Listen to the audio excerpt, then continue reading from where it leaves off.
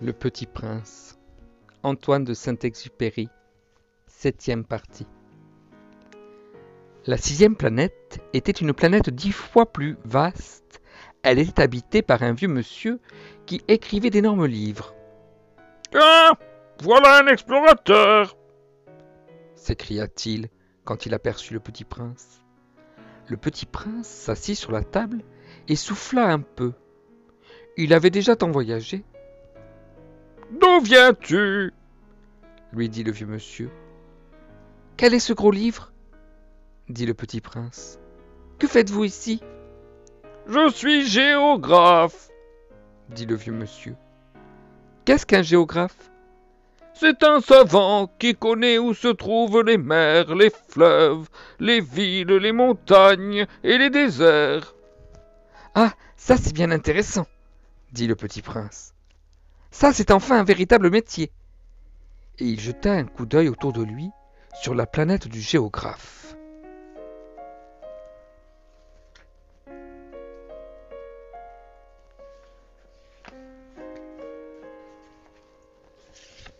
Il n'avait jamais vu encore une planète aussi majestueuse. « Elle est bien belle, votre planète. Est-ce qu'il y a des océans ?»« Je ne puis pas le savoir, » dit le géographe. « Ah !» Le Petit Prince était déçu. « Et des montagnes ?»« Je ne puis pas le savoir, » dit le géographe. « Et des villes, et des fleuves, et des déserts ?»« Je ne puis pas le savoir non plus, » dit le géographe. « Mais vous êtes géographe ?»« C'est exact, » dit le géographe. « Mais je ne suis pas explorateur. Je manque absolument d'explorateurs. Ce n'est pas le géographe qui va faire le compte des villes, des fleuves, des montagnes, des mers, des océans et des déserts. Le géographe est trop important pour flâner. Il ne quitte pas son bureau. Mais il y reçoit les explorateurs, il les interroge, et il prend en note leurs souvenirs. Et si les souvenirs de l'un d'entre eux lui paraissent intéressants, le géographe fait faire une enquête sur la moralité de l'explorateur. Pourquoi ça ?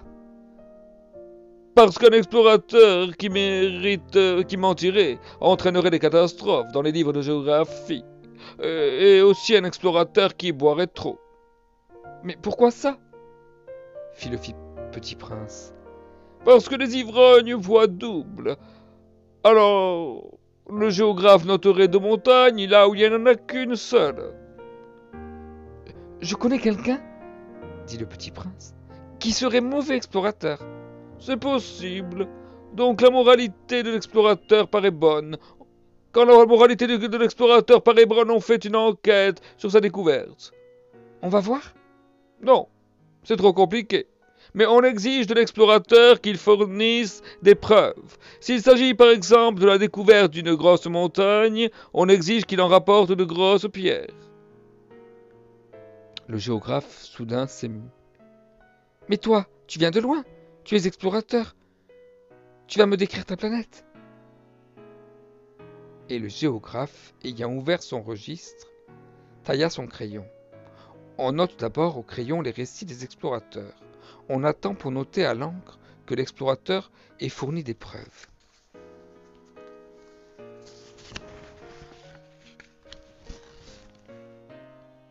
Alors ?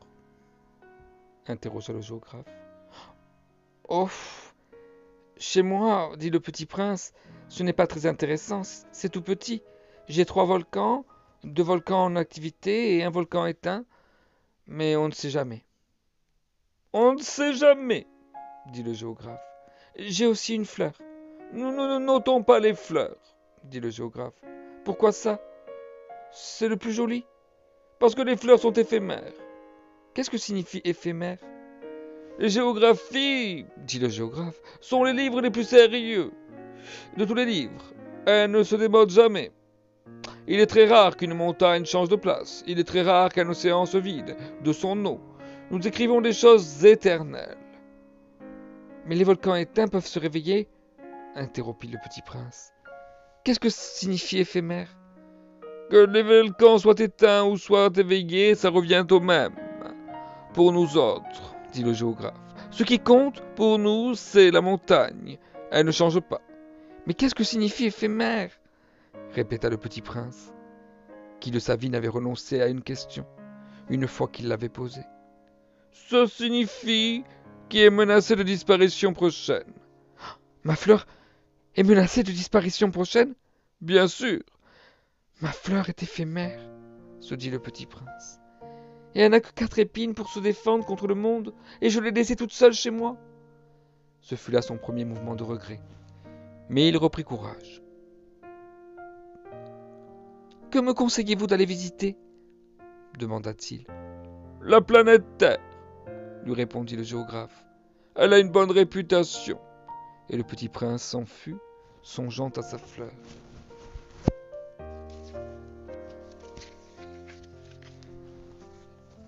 La 7e planète fut donc la Terre. La Terre n'est pas une planète quelconque.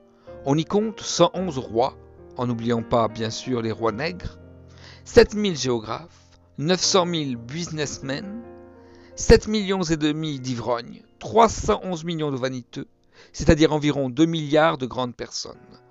Pour vous donner une idée des dimensions de la Terre, je vous dirai qu'avant l'invention de l'électricité, on y devait entretenir sur l'ensemble des 6 continents une véritable armée de 462 511 allumeurs de réverbères. Vu d'un peu loin, ça fait un effet splendide.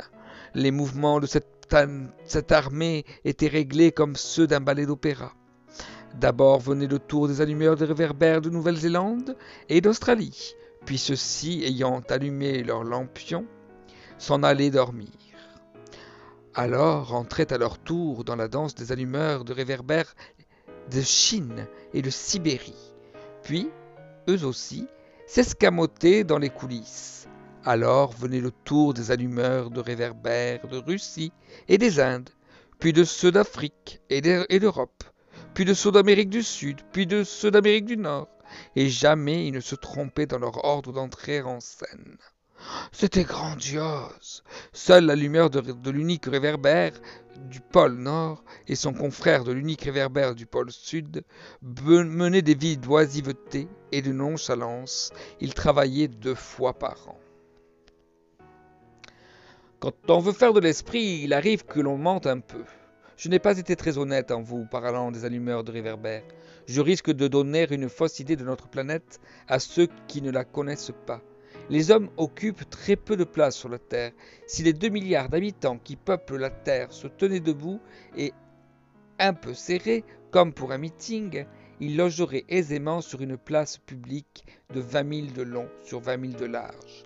On pourrait entasser l'humanité sur le moindre petit îlot du Pacifique. Les grandes personnes, bien sûr, ne vous croiront pas. Elles s'imaginent tenir beaucoup de place. Elles se voient importantes comme des baobabs. Vous leur conseillerez donc de faire le calcul. Elles adorent les chiffres, ça leur plaira. Mais ne perdez pas votre temps à ce pensum. C'est inutile. Vous avez confiance en moi. Le petit prince, une fois sur Terre, fut donc bien surpris de ne voir personne. Il avait déjà peur de s'être trompé de planète, quand un anneau couleur de lune remua dans le sable. « Bonne nuit » fit le petit prince à tout hasard.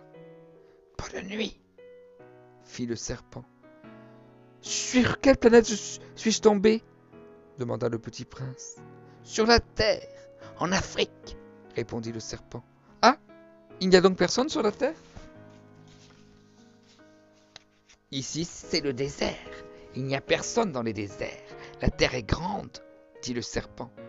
Le petit prince s'assit sur une pierre et leva les yeux vers le ciel. Je me demande, dit-il, si les étoiles sont éclairées afin que chacun puisse un jour retrouver la sienne. Regarde ma planète, elle est juste au-dessus de nous.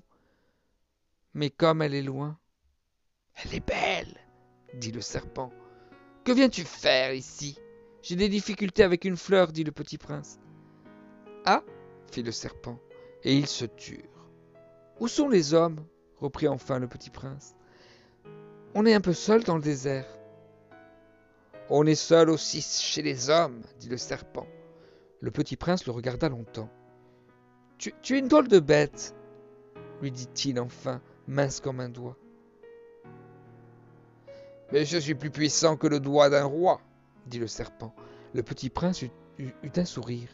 Tu n'es pas bien puissant, tu n'as même pas de pattes, tu ne peux même pas voyager. Je puis t'emporter plus loin qu'un navire, dit le serpent. Il s'enroula autour de la cheville du petit prince comme un bracelet d'or. Celui que je touche, je le rends à la terre dont il est sorti, dit-il encore. Mais tu es pur et tu viens d'une étoile. Le petit prince ne répondit rien. Tu me fais pitié, toi si faible sur cette terre de granit. Je puis t'aider un jour si tu regrettes trop ta planète. Je puis... Oh, j'ai très bien compris, fit le petit prince. Mais pourquoi parles-tu toujours par énigme? Je les résous toutes, dit le petit prince, le serpent. Et ils se turent.